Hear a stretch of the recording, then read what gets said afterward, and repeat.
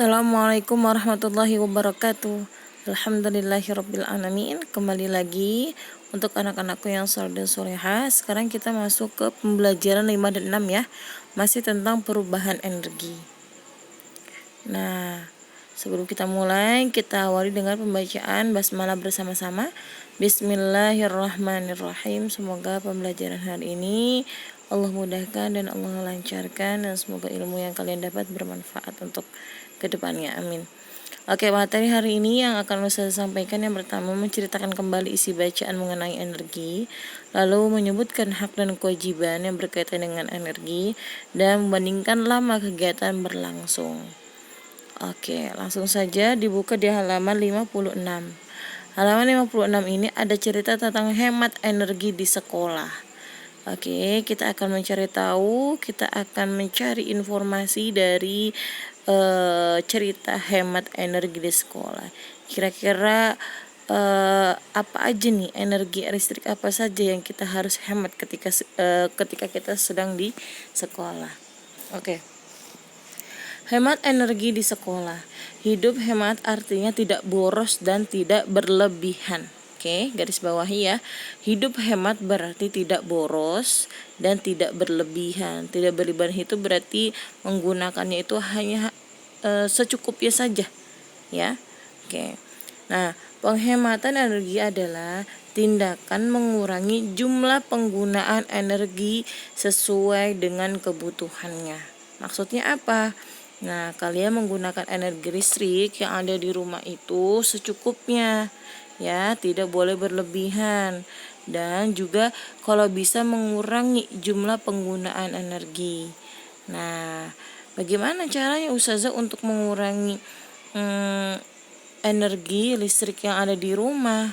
Ya, seperti misalnya tidak selamanya atau tidak setiap hari, setiap jam menggunakan kipas angin, tidak menggunakan AC. Nah, itu salah satu mengurangi jumlah penggunaan energi, ya. Nah, caranya nanti kan gerah Ustazah kalau tidak pakai kipas angin, tidak pakai AC, cukup jendelanya dibuka saja. Jadi menggunakan AC alam atau angin, ya, udara seperti itu. Lanjut. Selain itu, hemat energi juga dapat dilakukan dengan mengurangi kegiatan yang menggunakan energi. Manfaat penghematan energi antara lain mengurangi biaya dan menjaga kelestarian sumber daya alam, ya. Tuh, mengurangi biaya. Kalau misalnya kita tidak setiap hari menggunakan AC, kipas angin, TV, terus apalagi yang berkaitan dengan listrik, maka nanti biaya pembayaran listriknya pun kan banyak kalau setiap hari digunakan. Tapi kalau misalnya mengurangi, maka biaya yang akan dikeluarkan pun akan lebih sedikit gitu. Nah, terus juga menjaga kelestarian sumber daya alam agar apa? Agar tidak habis, ya, agar tidak habis sumber energi yang ada di muka bumi ini. Gitu. Maka harus menggunakan secukupnya saja. Ya, kalau misalnya sumber energinya habis, nanti kita menggunakannya bagaimana? Ya kan, maka dari itu kita di sini disuruh untuk menghemat energi. Oke. Terdapat banyak kegiatan yang dilakukan di sekolah. Sekolah membutuhkan energi listrik yang cukup besar untuk menunjang berbagai kegiatan. Misalnya energi listrik untuk menyalakan lampu, kipas angin, atau alat percobaan. Ya benar, di sekolah itu paling banyak energi listrik yang digunakan karena dia di dalam ruangan itu menggunakan AC. Ya, menggunakan AC dari misalnya ketika kalian datang sekolah dari jam 6 ya. Dari jam 6 itu AC sudah dinyalakan sampai nanti kalian pulang sekolah, yaitu jam 2 siang. Nah, berarti kan otomatis menggunakan energi listrik yang begitu lama ya, sangat lama. Begitupun sama menyalakan lampu sampai kalian pulang, ya. Dan alat percobaan lainnya seperti misalnya ketika Ustazah memakai alat apa sih namanya itu ya Allah, kayak speaker, terus kayak monitor yang pakai PowerPoint tuh yang di layar, apa ya Allah namanya itu ya, ya seperti itu ya. Nah itu juga menggunakan energi listrik yang begitu lama. Nah di sini ada langkah-langkahnya untuk menghemat energi listrik ketika di sekolah. Langkahnya itu di sini ada 5. Katanya pertama, bukalah tirai jendela agar cahaya dapat masuk dan mengurangi menjadi lebih terang. Nah, ini untuk mengurangi tidak selalu memakai lampu, maka katanya di sini langkah pertama tirai atau jendela atau hordengnya ya. Hordengnya itu dibuka agar sinar matahari masuk ke dalam kelas. Jadi kalau misalnya ada sinar matahari di dalam kelas, masuk tuh cahayanya, berarti kan tidak perlu menggunakan lampu kan? Karena dengan cahaya matahari saja sudah terang kelasnya gitu. Tapi beda kalau misalnya jendelanya atau hordengnya ditutup, maka kebanyakan menggunakan lampu. Nah, di sini cara menguranginya yaitu tirai atau hordeng jendela dibuka agar cahayanya itu masuk ya. Nah, yang kedua, bukalah jendela sehingga pertukaran udara menjadi lancar dan ruangan tidak panas. Nah, di sini katanya hal ini dapat mengurangi penggunaan kipas angin atau AC. Ya, kalau misalnya tidak mau menggunakan AC, berarti jendelanya dibuka sedikit biar angin yang ada di luar itu bisa masuk ke dalam agar tidak terlalu panas. Yang ketiga, tutuplah keran air di kamar mandi sekolah jika sudah tidak digunakan. Ketika kalian kamar mandi, kalian menyalakan kerannya, lalu kalau kalian sudah selesai maka ditutup kembali. Itu adalah salah satu menghemat ya air yang ada di sekolah. Yang keempat, gunakan kompor sekolah seperlunya. Matikan jika sudah tidak digunakan. Kompor deh. Maaf salah. Gunakanlah komputer sekolah seperlunya. Matikan jika sudah tidak digunakan. Misalnya seperti kalian ke lab. Nah, ketika kalian masuk, situ kan sudah nyala tuh ya, karena bergantian dengan kelas-kelas yang lain. Nah, jika kalian adalah pengguna yang terakhir, maka dimatikanlah komputer tersebut agar menghemat. Karena kan kalau misalnya nyala terus, energi listrik yang digunakan tuh juga banyak gitu ya. Yang kelima, lepaskan stiker dari stop kontak. Steker dari stop kontak jika alat listrik sudah tidak digunakan ya. Oke, nah ini adalah 5 cara untuk menghemat energi di sekolah. Gitu ya. Kita sudah mencari informasi dari hemat energi di sekolah. Dan di sini juga sudah dikasih tahu langkah-langkah sederhana untuk menghematnya. Jadi nanti kalian kalau sudah kembali ke sekolah, maka langkah 5 ini alangkah baiknya kita lakukan agar kita bisa menghemat energi listrik yang ada di sekolah. Nah, kegiatan ini juga bisa dilakukan di rumah ya untuk menghemat energi listrik yang ada di rumah. Oke. Lanjut, di sini kita buka di halaman 60 menyebutkan hak dan kewajiban berkaitan dengan energi. Nah, setiap manusia itu mempunyai hak dan kewajibannya. Hak adalah sesuatu yang harus dimiliki. Kewajiban adalah sesuatu yang harus dikerjakan. Diingatkan kembali ya. Oke, perubahan apa saja yang sudah kamu amati sebelumnya? Tentu kamu pun sudah mengamati berbagai manfaat perubahan energi tersebut. Mendapatkan manfaat dari perubahan energi merupakan hak setiap orang. Selain manfaat yang diperoleh, terdapat kewajiban yang harus dilaksanakan yang berhubungan dengan manfaat itu. Nah, di sini katanya di garis bawahi haknya itu apa sih tadi?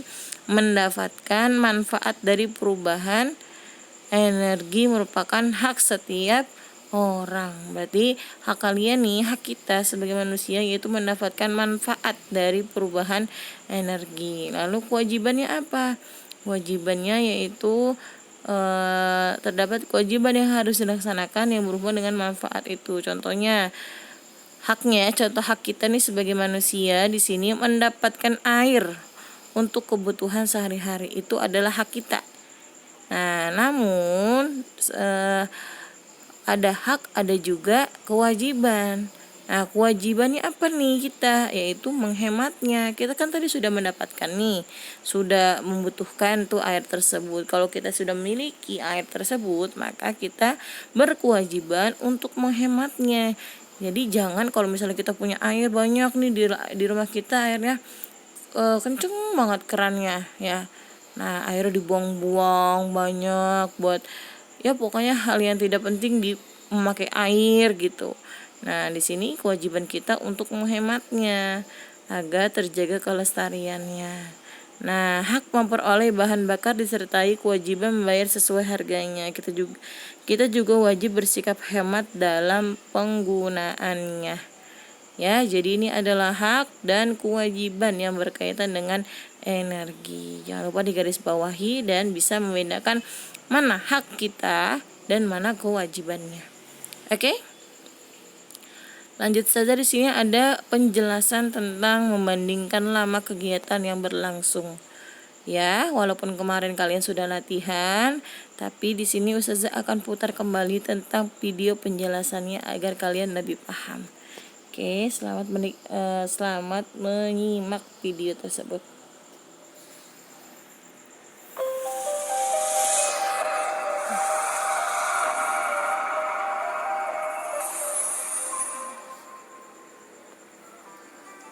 Jangan lupa subscribe dan aktifkan tombol loncengnya. Pada kesempatan kali ini kita akan membahas cara mudah penjumlahan dan pengurangan waktu ya. Lanjut ke contoh soalnya. Nomor 1, misalkan 03.15 ditambah dengan 07.50 ya. Nah, di sini caranya bagaimana? Kita tambahkan dulu yang akhir ini. 5 ditambah 0 jawabannya adalah 5. Kemudian 1 ditambah 5, 1 ditambah 5 ini kan puluhan ya. 1 ditambah 5 itu hasilnya 6. Lah kita tahu bahwa 1 jam itu sama dengan 60 menit. Nah, berarti di sini setiap nilainya 60 maka nanti dibulatkan menjadi jam. Ini kan 1 ditambah 5, 1 ditambah 5 itu kan 6, maka setiap 60, nah ini saya tulis 0. Lah satunya kemana? 6-nya kemana? 60 masuk ke sini ya. 60 masuk ke sini, saya tulis 1 karena 60 menit menjadi jam ya, berarti 1 jam. Lah sekarang 1 ditambah 3 berarti 4, 4 ditambah 7 berapa? 11. Nah seperti ini.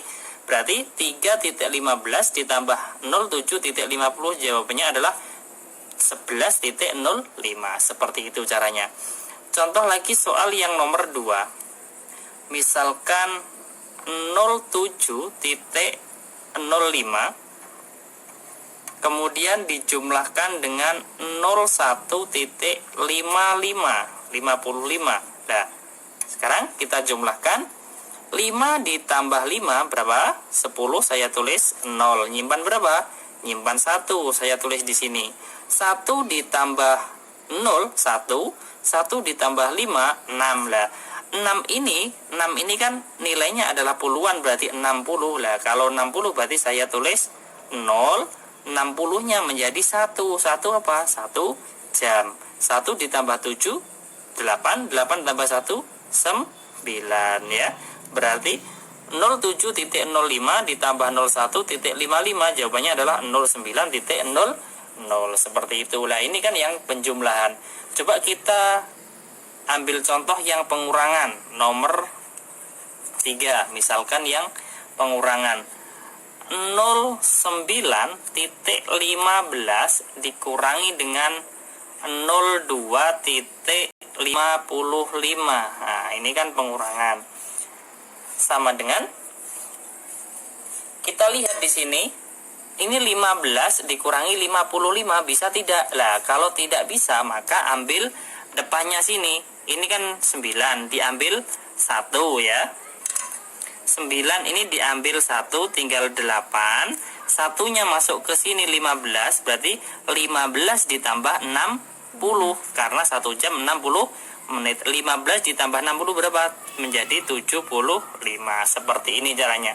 Sekarang kita tinggal mengurangkan 5 dikurangi 5 0, 7 dikurangi 5 2 ya. Kemudian 8 dikurangi 2 berapa? 6. 0 kurangi 0, nah ini 0. 9.15 dikurangi 02.55, jawabannya adalah 06.20.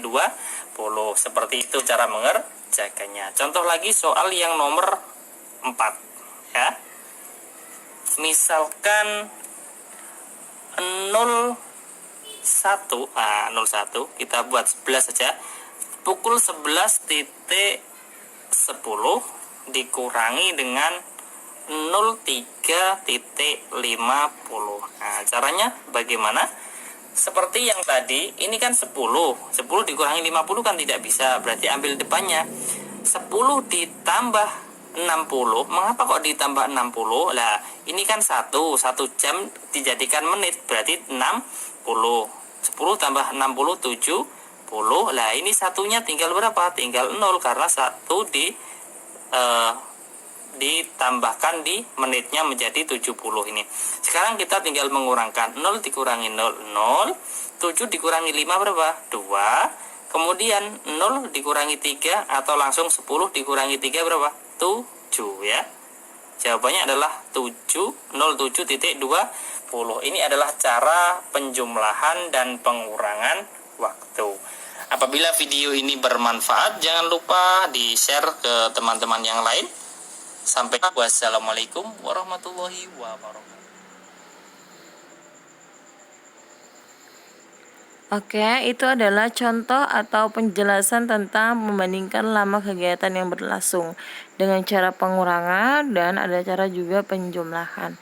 Seperti itu ya sayang, penjelasan materinya untuk mengetahui berapa lama waktu yang digunakan atau yang dilakukan.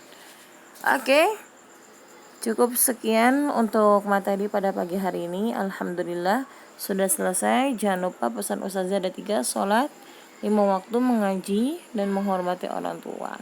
Oke, tugasnya untuk hari ini adalah kalian menggambar tentang pembangkit listrik ya, tentang pembangkit listrik yang seperti tadi kemarin Ustazah udah kasih tahu gambarnya, yang pembangkit listrik air, angin, matahari. Nah, nanti kalian tinggal pilih saja minimal 2 gambarnya ya. Kalian gambar 2, apa mau yang panel surya atau yang mau seperti kincir angin itu ataupun yang lainnya boleh, bebas. Yang penting 2. Kalian bisa pilih ya, mau yang pembangkit listrik air, matahari, angin, panas bumi, atau gelombang laut. Oke, jangan lupa diwarnai yang bagus gambarnya ya. Oke, Ustazah tunggu hari besok juga dikerjakan ya, sampai seperti biasa sampai siang hari. Oke, Ustazah akan tunggu kreativitas kalian. Oke, wassalamualaikum warahmatullahi wabarakatuh.